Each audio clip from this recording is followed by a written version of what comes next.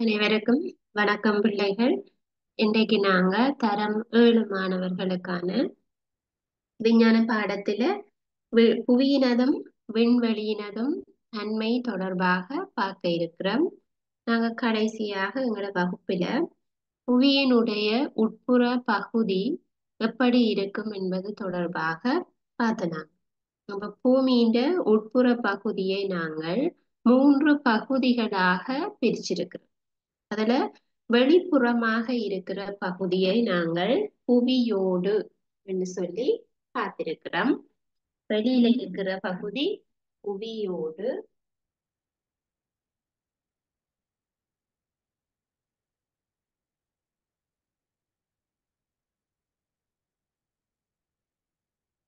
வெளிப்புறமாக உள்ள பகுதிதான் புவியோடு. இந்த புவியோட்டுல தான் நாங்கள் வாழ்றோம். நாங்க இந்த பூமிக்கு உள்ளுக்குள்ள இல்ல, வெளிப்புறமாகத்தான் வாழ்றோம் இந்த புவியோட்டுல.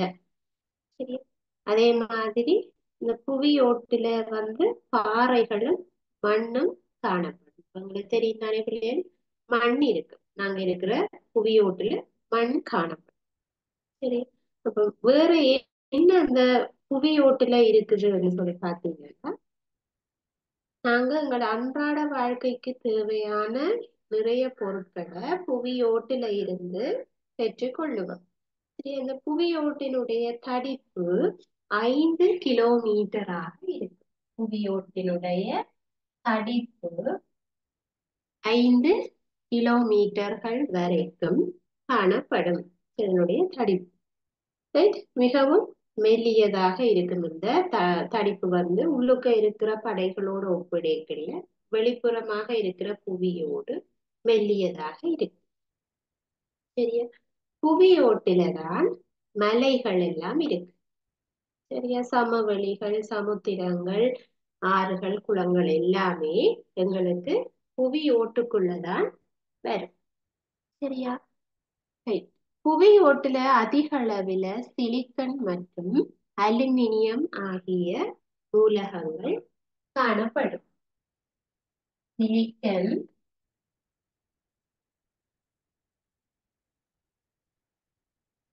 அலுமினியம், அலுமினியம்,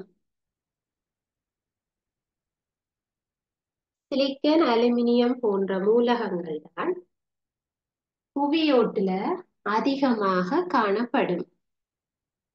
சரியா, அப்ப புவியோட்டுல எங்களோட அன்றாட வாழ்க்கைக்கு தேவையான பெரும்பாலான பதார்த்தங்கள் எல்லாம் கட்டட பொருட்கள், உலோகங்கள், சுவட்டு எரிபொருட்கள், பயிர் செய்வதற்குரிய நிலம், இவை யாவும் புவியோட்டுல தான் இருக்குது.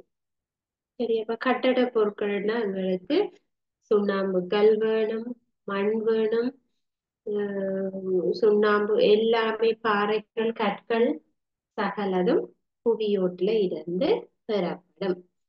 சரியா, ரைட். அப்ப புவியோடு ஆகவும் வெளிப்புறமாக இருக்கு. அதற்கு அடுத்ததாக அதாவது புவியோட்டிற்கு உட்புறமாக உள்ளுக்குள்ள இருக்கிற இரண்டாவது பகுதி அல்லது இரண்டாவது ஓடு, அதை சொல்றது நாங்க மென்மூடி சொல்லுவோம். மென்மூடி புவியோட்டுக்கு உட்புறமாக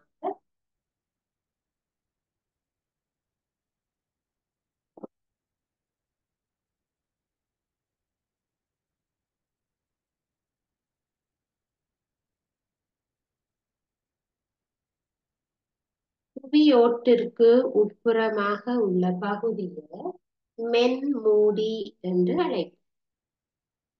புவியோட்டுக்குள்ளாக கிட்டத்தட்ட 2900 கிலோமீட்டர்கள் வரை தடிப்புடையதாக இருக்கு. இது 5 கிலோமீட்டர் தடிப்புள்ளதான் இருக்கும். ஆனா மென்மூடி 2900,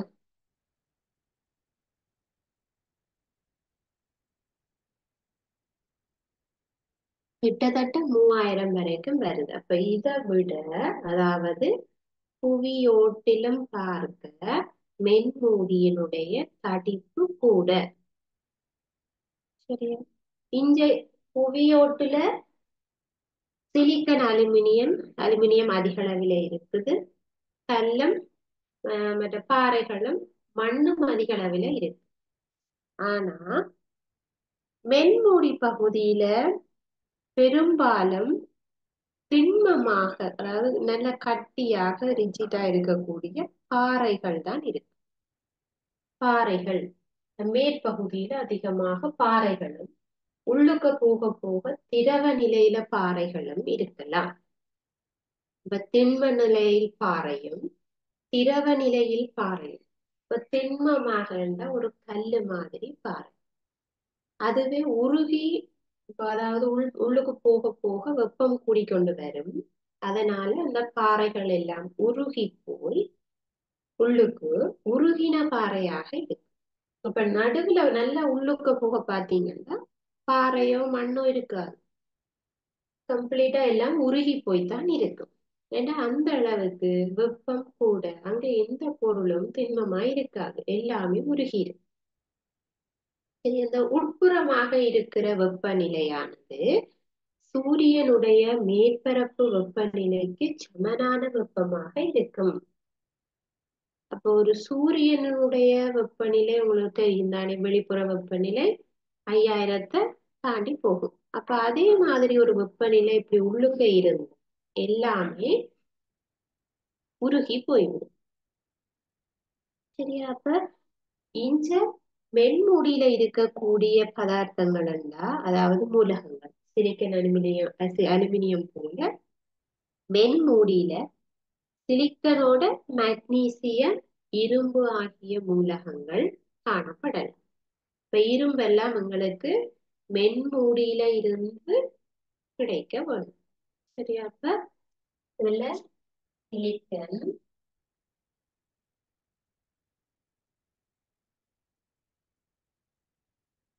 மக்னீசியம்,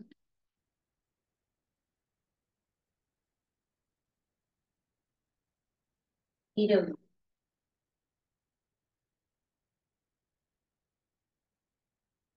சிலிக்கன், மக்னீசியம், இரும்பு ஆகிய மூலகங்கள்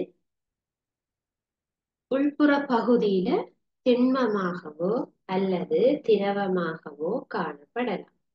இப்ப திரவமாக என்ன பிள்ளைகள் பாருங்க, இரும்பு எல்லாம் கட்டியா இருந்தா உங்களுக்கு தெரியும் இரும்பு. அந்த இரும்பையே உருகி போய் இருக்கிற அளவுக்கு உட்புறமாக வெப்பநிலை அதிகரித்து கொண்டு போகும்.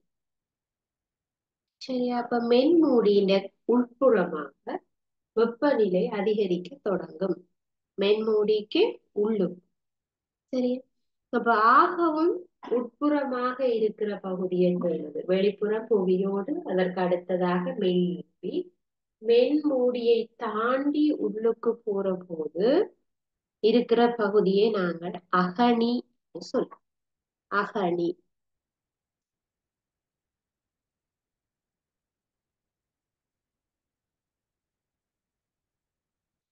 உள்ளுக்கு இருக்கிற பகுதி அகனி.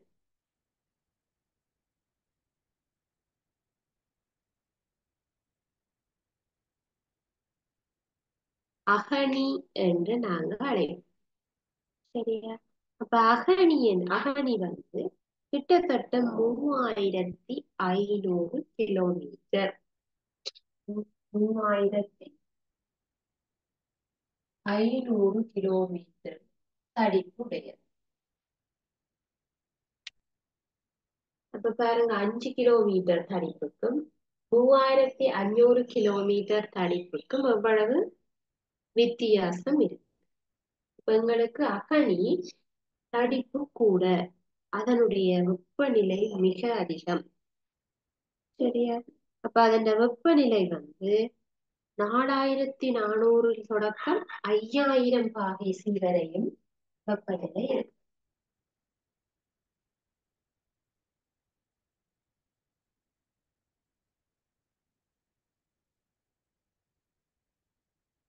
சரியா? 5000 பாகை செல்சியஸ் வரைக்கும் அதனுடைய வெப்பநிலையானது காணப்படும். சரியா? அப்ப இங்க எதுவும் திண்ம நிலையில இருக்கிறதுக்கு வாய்ப்பே இல்லை. இப்ப இது 5000 பாகை செல்சியஸ் என்பது சூரியனுடைய மேற்பரப்பு வெப்பம்.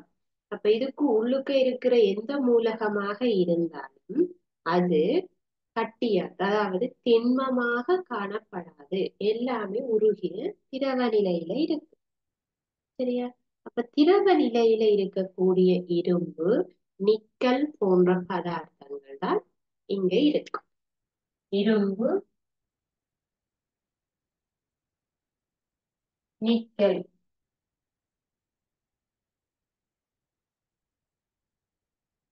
இரும்பு, நிக்கல் போன்ற பதார்த்தங்கள், இது ரெண்டுமே பிள்ளைகள் உலோகங்கள் என்று சொல்லுவோம். உலோகங்கள் உருகி போய் இருக்கு.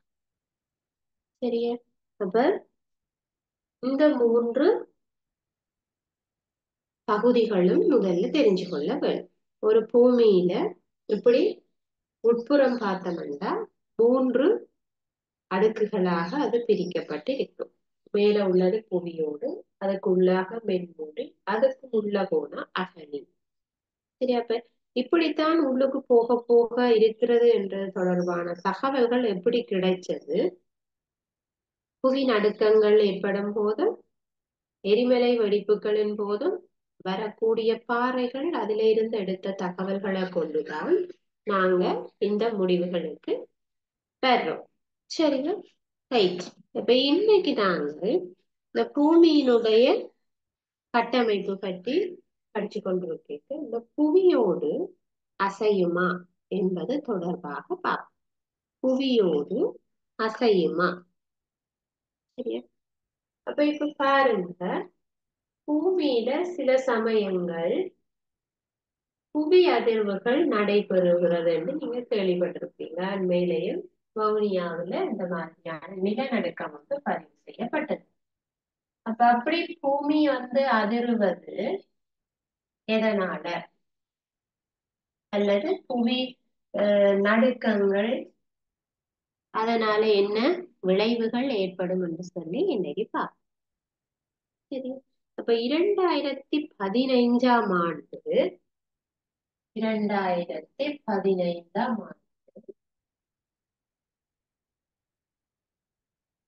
2015ஆம் ஆண்டு நேபாளத்துல, நேபாளம் என்பது ஒரு நாடு, அந்த நாட்டுல ஒரு பிரதேசத்தில் ஒரு பாரிய நிலநடுக்கம் ஒன்று ஏற்பட்டது. அப்ப அதுல நிலநடுக்கம் தெரியும் தானே பிள்ளைகள், நிலம் அதிரும். அது நிலம் வெடிக்கலாம் அல்லது கட்டடங்கள் எல்லாம் உடைந்து விழலாம். அதன் காரணமாக ஆயிரக்கணக்கான மக்கள் பலியானதோட காயமடைஞ்சிருக்கிறார். சரி, அப்ப இந்த புவி அதிர்வு யுரேசியா இந்தியாவுக்குரிய புவித்தட்டு எல்லையில தான் நடைபெற்று இருக்கு. அப்ப யுரேசியா இந்திய ரெண்டுக்கும் இடையில ஒரு புவி தட்டு இருப்பதாக அவர்கள் சொல்லி. சரி, அப்ப இந்த புவி தட்டுக்களினாலதான் இந்த புவி அதிர்வுகள் ஏற்படுத்தப்படுது. இப்ப நாங்க பூமி இருக்கிற புவி தட்டுக்கள் பற்றி பார்ப்போம். பூமியில இருக்கக்கூடிய புவி தட்டுக்கள். இப்ப எங்களுடைய பூமி ஒரு கோள வடிவமாக இருக்கிறது. இந்த கோளம் முற்று முழுதாக ஒரே ஒரே பிளேட்டால மூடப்பட்டது இல்லை. அதாவது இது ஒவ்வொரு பகுதிகளாக, அதாவது இப்ப நாங்க ஒவ்வொரு பகுதியா ஒட்டி வச்ச மாதிரி தான் இருக்கு. இந்த கோளம் உங்களுக்கு தெரியும், சுத்தி வர பந்து கூட இருக்குது. அதனுடைய ஒவ்வொரு பகுதியும் ஒவ்வொரு பிளேட்டாக உடைக்கப்பட்டு, சரி, அதெல்லாம் ஒட்டி வைத்ததாகத்தான் காணப்படும்.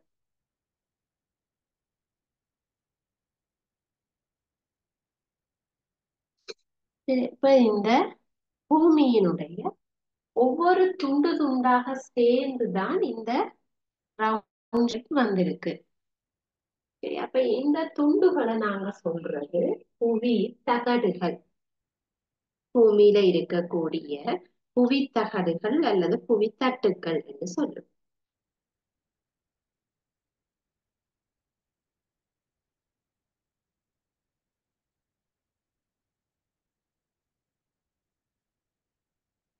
இந்த மாதிரி தகடுகளாக சேர்ந்துதான் ஒட்டப்பட்டு இருக்கிறதுன்னு வச்சுக்கொள்ளும். இப்ப இந்த புவியினுடைய மேற்பரப்பு, அதாவது புவியோட்டுலதான் இந்த மாதிரி இருக்கு. இது பிறகு உள்ளுக்க மென்மூடியிலையோ அகநீக்கையோ போய் இதை தேடக்கூடாது. இது மேற்பரப்பில இருக்கிற புவியோட்டுல இந்த மாதிரி புவித்தட்டுக்கள் அமைஞ்சிருக்கு. சரியா? இந்த புவித்தட்டுக்கள்ல அசைவு நடந்து கொண்டிருக்கு. அதாவது இப்ப எங்களுக்கு இந்த புவித்தட்டு, இப்ப புவி சுற்றி வருது, அதாவது தன்னை தானே சுற்றுது, சூரியனையும் சுத்துது, அதனால இரவு பகல் வருகிறது எல்லாம் தெரியும். ஆனா பூமி சுத்துறத உங்களால ஃபீல் பண்ண முடியுதா? பூமி சுத்தி கொண்டிருக்குது, அதை நீங்க ஃபீல் பண்றீங்களா? இல்ல.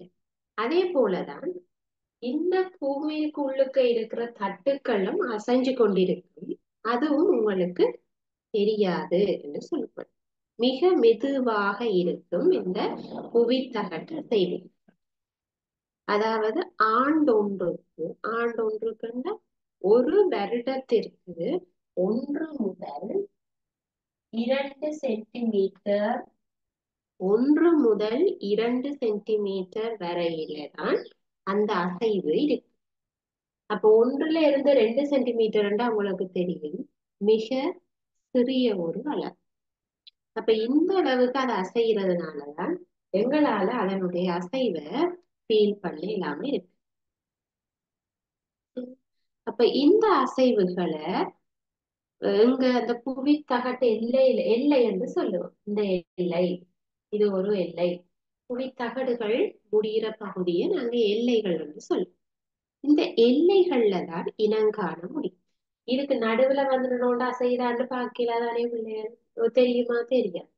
அப்ப எங்களுக்கு இந்த எல்லைகள்ல போய் பார்த்தாதான் அந்த அசைவு இருக்கிறது தென்படும். சரியா? அப்ப நீங்க பாத்தீங்கன்னா இந்த சென்ட் ஆண்ட்ரியாஸ் குறைன்னு சொல்லி வட அமெரிக்காவில ஒரு இடம் இருக்கு. நிலத்தில பல கிலோமீட்டர்கள் வரையும் அது இப்படி நிலம் 2ஆக உடைஞ்சிருக்கிறது வடிவ பார்க்க தெரியும். அதாவது இந்த எல்லை கோடு அப்படியே பிரிஞ்சிருக்கிறது வடிவாக தென்படும். அது உங்களுடைய பாட புத்தகத்திலேயே போடப்பட்டு இருக்கு. சென்ட் ஆண்ட்ரியாஸ் குறை, அதை அசைஞ்சு அப்படி ஒரு பள்ளத்தை உருவாக்கி இருக்கிறது, தகடுகள் அசைவதன் மூலம். சரி, அப்ப பார்க்கிறோம் இந்த தகடு அசைவு மிகவும் மெதுவாக நடைபெறும். பெரும்பாலான தகடுகள் யாவும் சமுத்திரங்களினுடைய அடித்தளத்துல தான் இருக்கு. அப்ப இந்த தகடுகள் எல்லாமே பெரும்பாலான இந்த வச்சிருக்கிற தகடு எல்லாமே சமுத்திரங்களுக்கு அடியிலேயே இருக்குது. தரையில இருக்கிற தகடுகள்ல தான் இந்த வட அமெரிக்காவில இருக்கிற தகட்டுல அந்த மாதிரி விலகல் இருக்கிறத நாங்க பார்க்க முடியும். சரியா? அப்ப புவித்தகட்டு எல்லையில வட அமெரிக்காவில இருக்கிற தென்னன்றியார் துறை கலிபோர்னியா மாகாணத்துல கிட்டத்தட்ட 1000 கிலோமீட்டர்கள் வரையும் அந்த மடிப்பு அப்படி வான் நோக்கி இருக்கிறது நாங்க பார்க்கக்கூடிய மாதிரி இருக்கு. அப்ப அந்த வட அமெரிக்காவில இருக்கிற அந்த புவித்தகட்டு எல்லை பசிபிக்கினுடைய புவித்தகட்டு எல்லையும் வட அமெரிக்காவுடைய புவித்தகட்டு எல்லையும் சேர்ந்திருக்கு சொல்லப்படும். சரியா? அப்ப அந்த 2 எல்லைகளும், சரியா, 2 எல்லைகளும், அதாவது இந்த பக்கத்துக்கு இதுல இல்லை, இந்த பக்கத்துக்கு இது இல்லை. அதாவது 2 நாடுகளோ 2 பெரிய இதுகளுக்கு இடையில, கண்டங்களுக்கு இடையில இருக்கக்கூடிய அந்த தகடாக அது இருக்கலாம். ரைட். இந்த புவித்தகட்டு எல்லைகளுக்கு அடியில, அதுக்கு பக்கத்துலதான் அந்த அசைவுகள் நடந்து கொண்டிருக்கு. சரி, பூமி சுத்துற மாதிரி இதுகளும் அசைஞ்சு கொண்டு இருக்குது. ஆனா இது அது அசைகிறத விட கூடுதலாக ஏதாவது நடைபெற்றாதான் எங்களுக்கு அது அதிர்வது போல தென்படும். அதாவது நிலநடுக்கம் உணரப்படும்.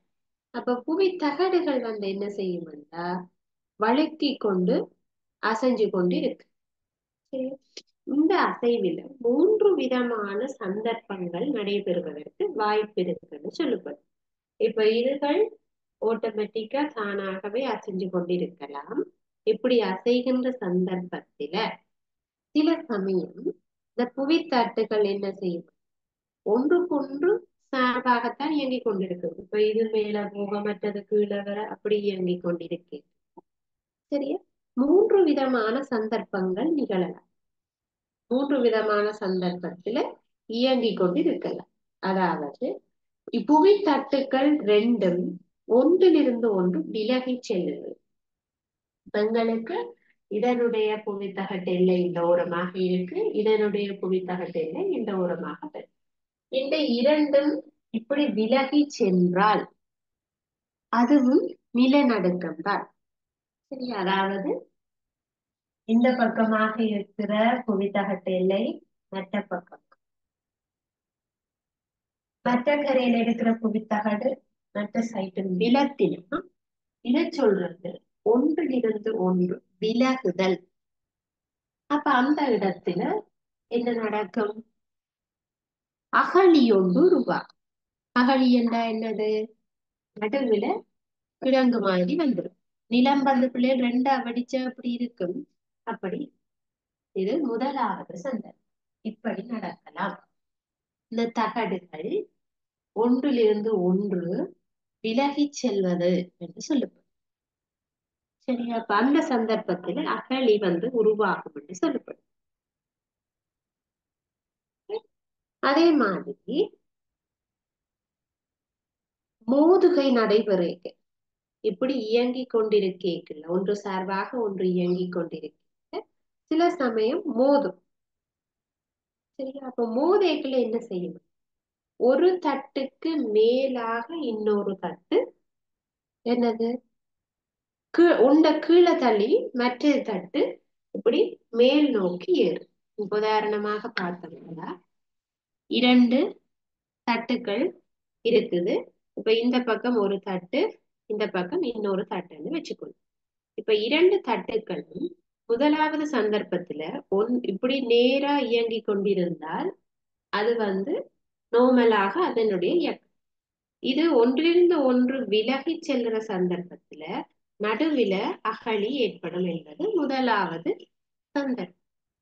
அதுவே 2வது சந்தர்ப்பத்துல இந்த 2 தட்டுகளும் ஒன்றோட ஒன்று மோதி மோதி ஒன்றின் மேல் ஒன்று ஏறி போயிட்டுதுண்டா அது 2வது சந்தர்ப்பம் என்று சொல்லும். ஒரு புவித்தட்டை கீழ் நோக்கி தள்ளி வெளித்தள்ளிட்டு மற்ற தட்டு மேல் நோக்கி அசைது. இது 2வது சந்தர்ப்பம். இதன் போதும் புவி அதிர்வு ஏற்படும். இப்ப சாதாரணமா இருக்கிறத விட ஒன்றை ஒன்று வளைக்கி செல்லும் போது மேல் நோக்கி போகைக்குள்ள நிலநடுக்கம் ஏற்படும். சரியா? ரைட். இந்த மாதிரி எங்களுக்கு 3வது சந்தர்ப்பத்துல, சரி, 3வது சந்தர்ப்பத்துல புவித்தகடு ஒன்றோட ஒன்று வளைக்கி கொண்டு போறது, அதுவும் நிலநடுக்கம் ஏற்படுவதற்குரிய வாய்ப்பு. அப்ப ஒன்றை ஒன்று மேல தள்ளி ஏறுறது, விலகி போறது, வழுக்கி கொண்டு போறது போன்ற சந்தர்ப்பங்கள்ல 3 சந்தர்ப்பங்களிலையும் நிலநடுக்கம் உருவாகக்கூடும். சரியா? சரி.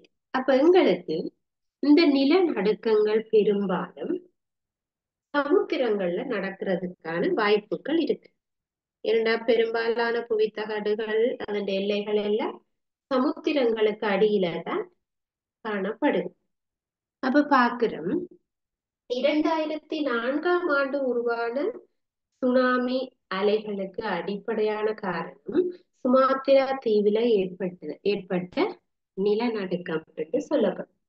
அப்ப எங்களுக்கு அதுவரைக்கும் சுனாமி அலைகள் பற்றின எதுவுமே அனுபவம் கிடையாது. அதுக்கு முதல்ல சுனாமி இங்க வந்ததும் இல்லை, எங்களுக்கு தெரியாது கடல்ல இருந்து இப்படி பெரிய அலைகள் வருது. அப்ப 2004ஆம் ஆண்டு சுமாத்திராவில ஏற்படுத்தப்பட்ட நிலநடுக்கம்.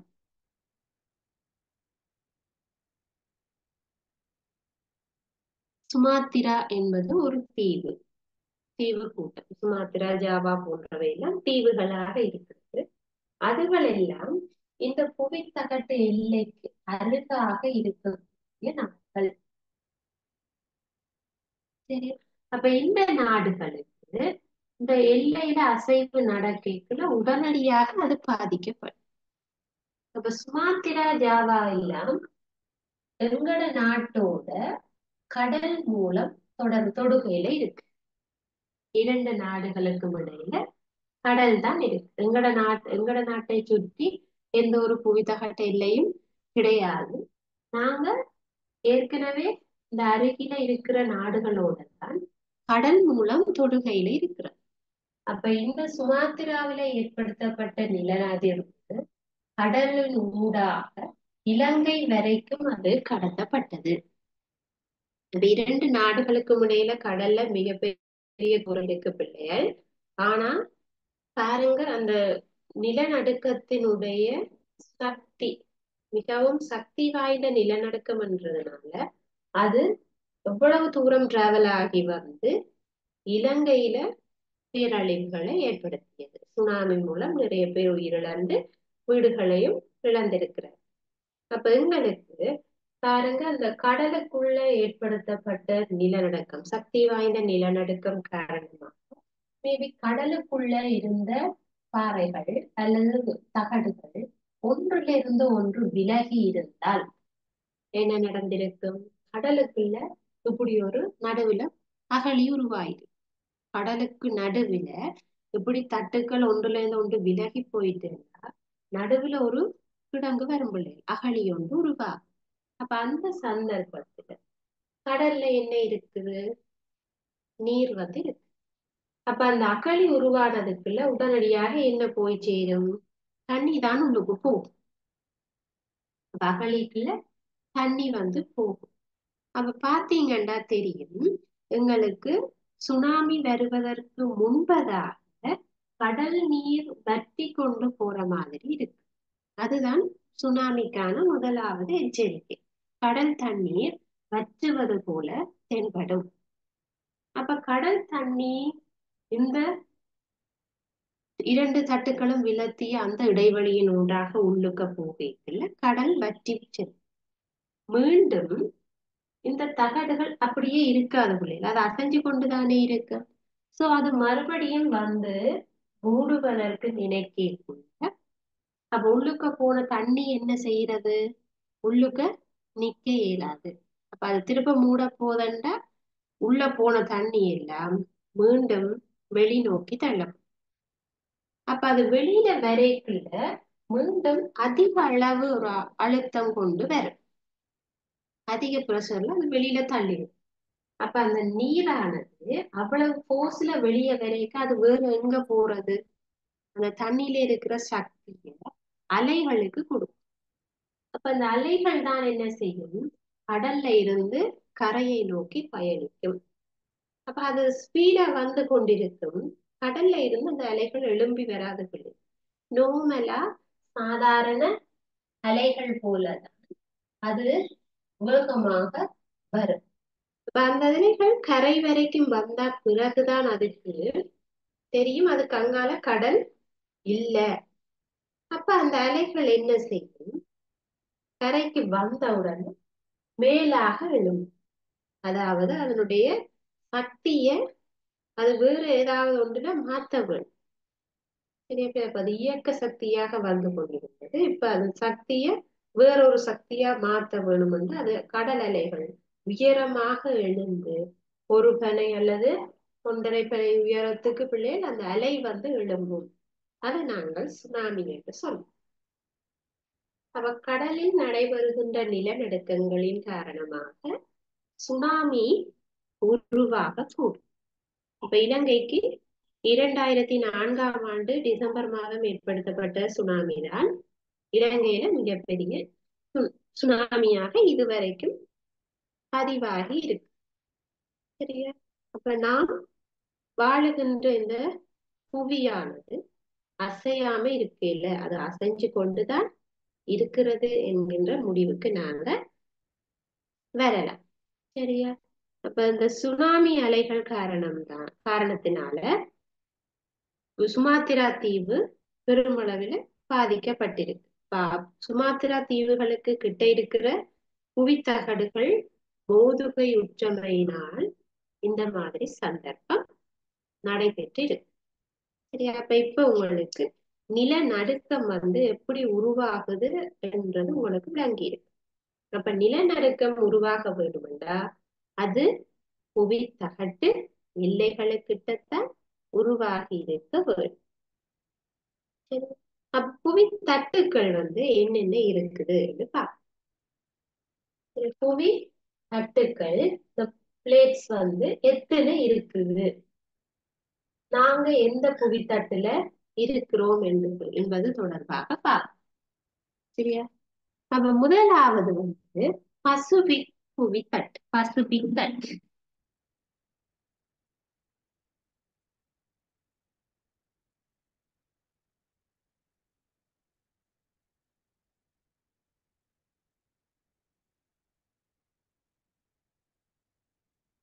பசிபிக் புவித்தட்டு.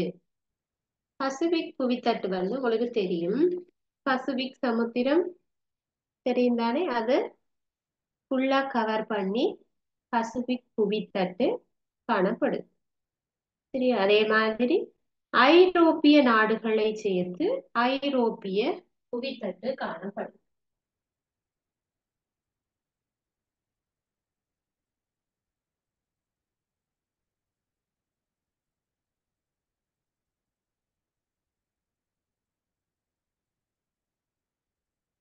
ஐரோப்பிய நாடுகளுக்குள்ள ஐரோப்பிய புவித்தட்டுகள் காணப்படும்.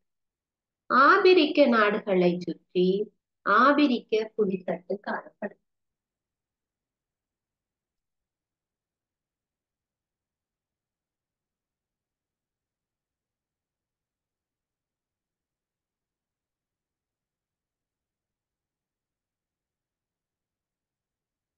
ஆபிரிக்க நாடுகளுக்கிடையில ஆபிரிக்க புவித்தட்டுகள் காணப்படுது.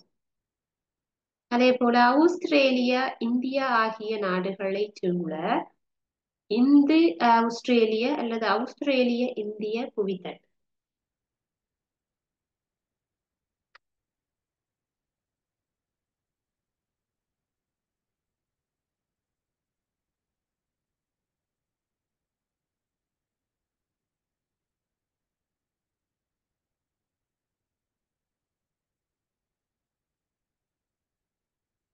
அப்ப ஆஸ்திரேலியா, இந்தியா ஆகியவை எல்லாம் சேர்ந்த ஒரு புவித்தட்டாக வரும்.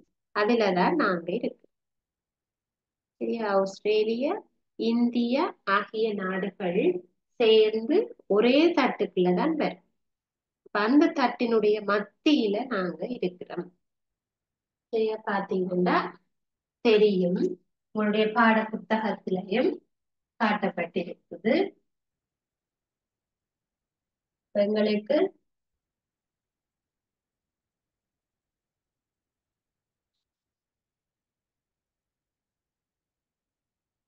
இலங்கை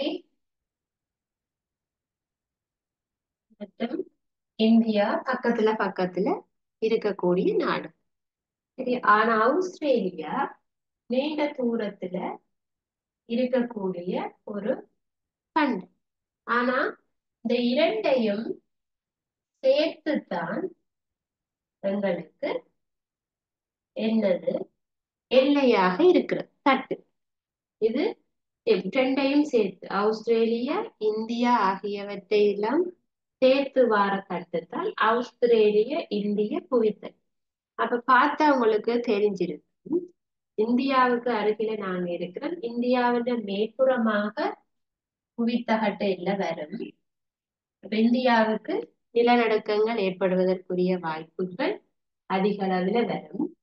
அதே போல இந்தியால இந்தியால இருக்கிற நாடுகள் எல்லாம் சேர்த்து ஆஸ்திரேலியாவையும் சேர்த்து அந்த தட்டு நிறைவடையும். இப்ப நாங்கள் இந்த தட்டுக்கு நடுவில் இருக்கிறதுனால எங்களுக்கு பெரும்பாலும் நிலநடுக்கம் ஏற்படுவதற்குரிய வாய்ப்பு மிகவும் குறைவு. அதாவது நிலநடுக்கத்தால எங்கட நாடு பாதிக்கப்படுறதுக்கு வாய்ப்பு இல்லை. ஆனா இந்தியால இந்தியா அல்லது இந்தியால சுமாத்திரா தீவுகளுக்கு வரக்கூடிய நில அதிர்வுகள் இது ஃபுல்லா கடல் தானே பிள்ளைகள், கடலினூடாக எங்களுக்கு கடத்தப்படலாம். சரியா? அப்ப அப்படித்தான் எங்களுக்கு நிலநடுக்கம் வருவதற்கான வாய்ப்பு இருக்கு. பிலிப்பைன்ஸ் நாடுகளை சூழ, சரி, பிலிப்பைன்ஸ் நாடுகள் வந்து ஜல பக்கத்துல இருக்குது. அந்த நாடுகளை சூழ பிலிப்பைன்ஸ் தட்டுக்கள் வரும். பிலிப்பைன்ஸ் தட்டுக்கள்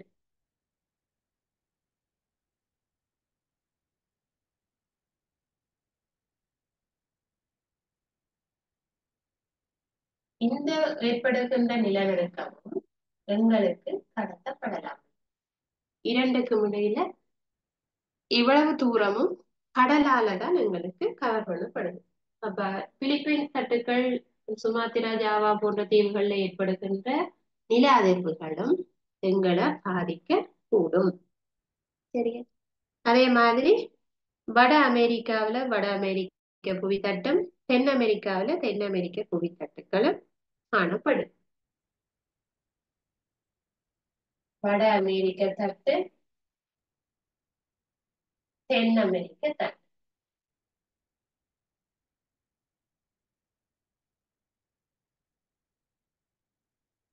இப்படியாகத்தான் புவி தகடுகள் எல்லாம் சேர்ந்து பூமியை உருவாக்கி இருக்குது. இந்த தகடுகள் அசைஞ்சு கொண்டு இருக்குது. அது அசையும் பொழுது ஏற்படுகின்ற சில மாற்றங்களினால நிலநடுக்கம் உண்டாக கூடும். ஒன்றை ஒன்று வழுக்கி கொண்டு போறது, அல்லது ஒன்றிலிருந்து ஒன்று பிரிஞ்சு அல்லது விலத்தி போறது, அல்லது ஒன்றன் மேல் ஒன்றாக ஏறி செல்லுவது, அது கீழ் நோக்கி தள்ளுவது போன்ற சந்தர்ப்பங்கள்ல நிலநடுக்கம் உருவாக கூடும். கடல்ல நிலநடுக்கம் வந்தா சுனாமி வரக்கூடும். சரியா? அப்ப இப்ப உங்களுக்கு புவியோடு அசையுமா என்பதற்குரிய அர்த்தம் விளங்கி இருக்கு. இப்ப இன்றைக்கு நாங்க பார்த்த விஷயத்துல எப்படி வினாக்கள் வரும், அதுக்கு எப்படி விடை அளிக்கிறது என்று சொல்லி எழுதி கொள்ளுங்க. பின்வரும் வினாக்களுக்கு விடை எழுதுக.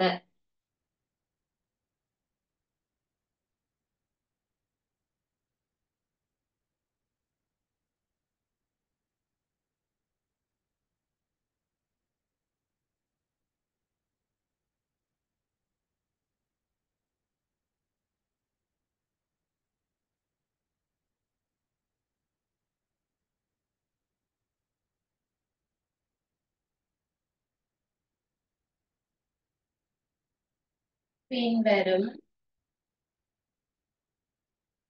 வினாக்களுக்கு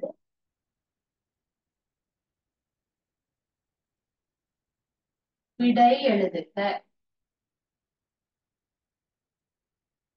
பின்வரும் வினாக்களுக்கு விடை எழுதுக.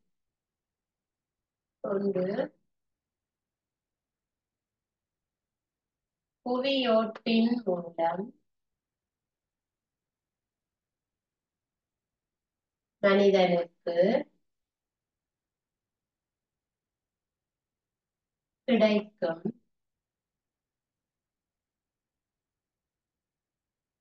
புவியோட்டின் மூலம் மனிதனுக்கு கிடைக்கும் நன்மைகள் அவை.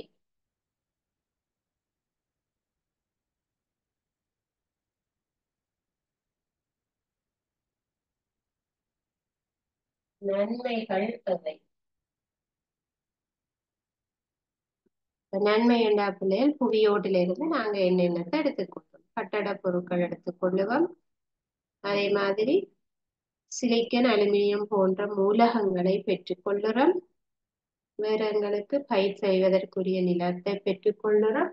அப்ப புவியோட்டின் மூலம் மனிதனுக்கு கிடைக்கக்கூடிய நன்மைகளை எழுதிக்கொள்ளும். இரண்டாவது,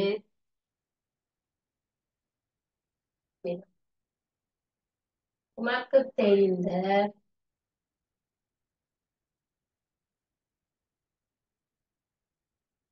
புவித்தகடுகள்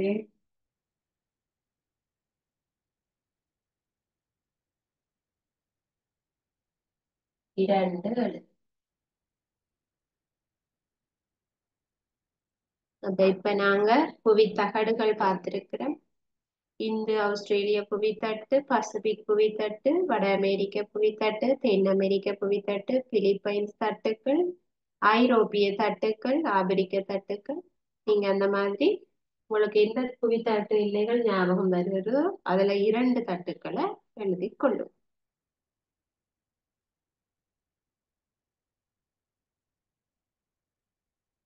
மூன்றாவது, இலங்கை அமைந்துள்ள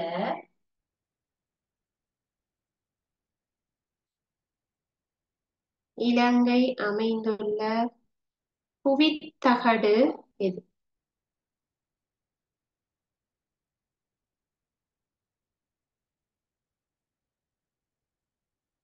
இலங்கை அமைந்துள்ள புவித்தகடு எது?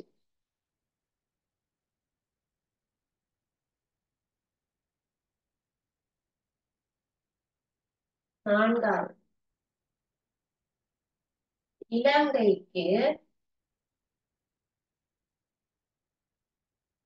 பாரிய புவியதிர்வு ஏற்பட வாய்ப்பு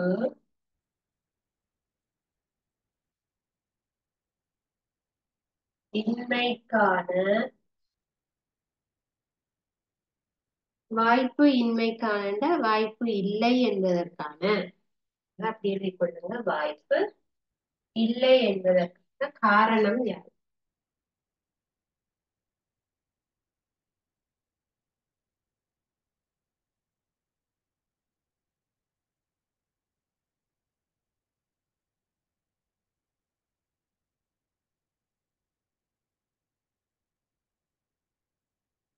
பூமியில இலங்கைக்கு பெரிய அளவுல பாதிப்பு, அதாவது நிலநடுக்கம் ஏற்படுறதுக்கு வாய்ப்பு இல்லை என்று சொல்றதுக்கான ரீசன் என்ன இருக்கு? என்ன காரணம்? இலங்கை அமைந்திருக்கிறது இந்திய ஆஸ்திரேலிய புவித்தகட்டுக்கு நடுவில் இருக்கிறது தான் காரணம். நாங்க அந்த புவித்தகட்டு எல்லைக்கு ஓரமாக இல்லை, நாங்க நடுவில் இருக்கிறோம். அதனால உங்களுக்கு பெரிய அளவுல புவி அதிர்வு ஏற்படுத்தப்பட மாட்டார். வெண்டை படிச்ச விஷயங்கள் உங்களுக்கு விளங்கி இருக்க புவியோடு புவி நடுக்கம் தொடர்பாக. இப்ப இதுல உங்களுக்கு ஏதாவது டவுட்ஸ் இருந்தா நீங்க கேட்கலாம்.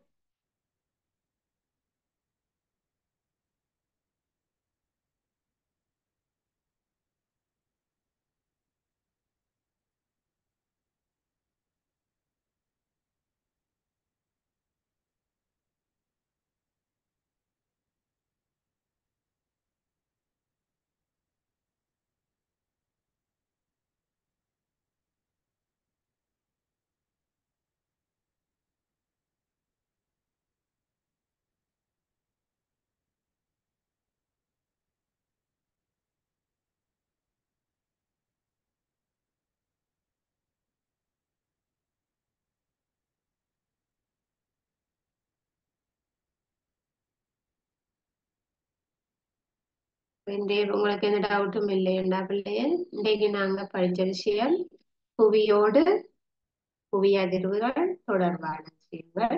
இந்த விடயங்கள் உங்களுக்கு விளங்கி இருக்கும் என்று நினைக்கிறேன். நாங்க அடுத்த வார வகுப்பில இதனுடைய தொடர்ச்சி அல்லது இதனுடைய அடுத்த பாடம் நாங்க பார்க்கலாம். இவ்வளவுதான் இந்த அலகில இருக்கக்கூடிய புவியினுடைய கட்டமைப்பு தொடர்பாக நாங்க பார்த்த விடயங்கள் இவ்வளவுதான். அடுத்ததாக நாங்க ஒளி தொடர்பான புதிய பாடத்துல பார்க்கலாம். தேங்க்யூ.